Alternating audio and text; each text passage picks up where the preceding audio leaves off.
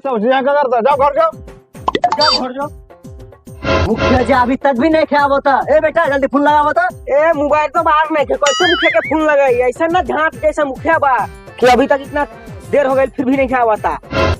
हो मुखिया जी आगल बा अब देख दम फोन बहिन तो लोग फटाफट करता आगल पापा मुखिया जी आगल आई मुखिया जी आई बैठी बैठी बैठी बैठी बैठी बैठी लार पे बैठी।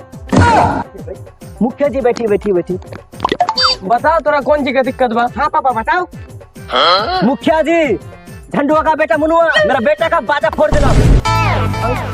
साला झूठ बोला का मुखिया जी, तू झूठ बोला साला झाट भर गिट्टी से कौन बाजा फोड़े फोड़ाता दे रे? तू तो साला हम जानबूझ के थोड़ी फेकनी का देखो कुत्ता जात रहल तो गिट्टी मारनी ओकर झाट पे लागला टूट गेल। हम का करी? का पापा हाँ हमर गलती है का? ना बेटा तू सही बोला। हे बारे नु गलती ओकर बहन तो ओकर गलती बा। कुत्ते के पीछे कौन आवे बोलो? असल हम गिट्टी फेकनी और लाग गेल का रे? का करी?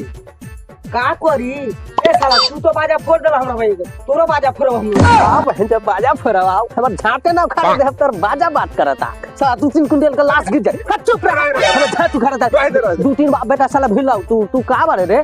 बच्चा इको कायले बातिया बता रहे बेटा नहीं क्या जाने तारे कितना दूर तक मेरा जान पहचान बा।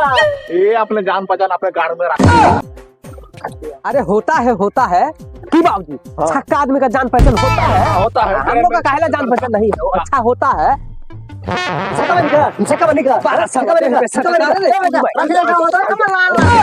पंचायत करल बन पंचायत करो अब मुखिया नु ऐसे झांट जैसे बनने पंचायत में ध्यान नहीं खेदे बता।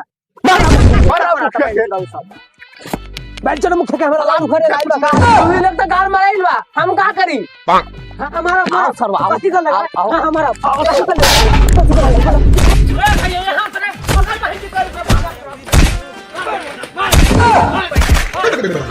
बोल साला ज्यादा पावर होइल बा का? आओ पापा वहां से बैठ के हम लाड़ तकत रे यहाँ सर वसे मारत है ना। आओ ए देखा तनी तो फुल पापा करे ओके ना कर नहीं सकते। ये रही लड़का सब झगड़ा करता, अब 2 घंटा बाद अपने नींद चल लिया।